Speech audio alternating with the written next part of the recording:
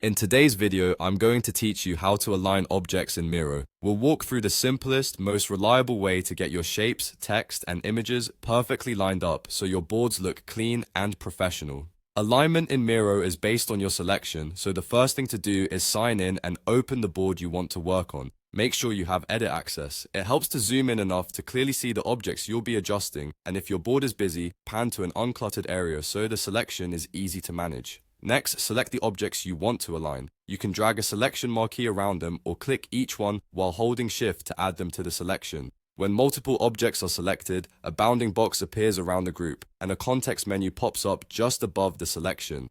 If you don't see that menu, double-check that at least 2 items are selected. In that context menu, look for the Align Objects icon. It typically looks like small bars lining up to edges.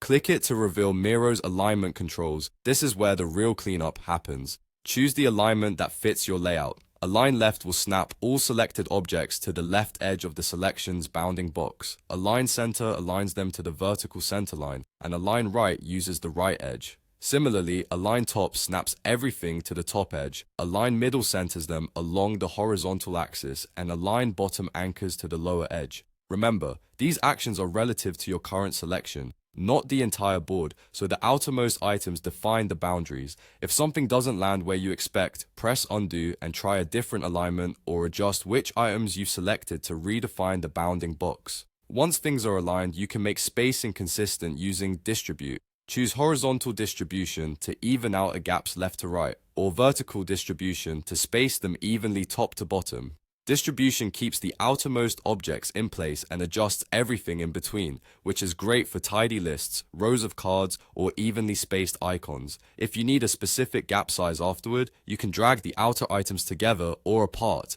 The inner ones will maintain proportional spacing. A couple of quick tips as you work. Keep an eye on the pink smart guides. Those hints confirm when items are centered or aligned. If objects are grouped, ungroup them before aligning if you want to treat each item individually. And that's it. Open your board, select your objects, use Align to snap them into line, and finish with Distribute for perfect spacing.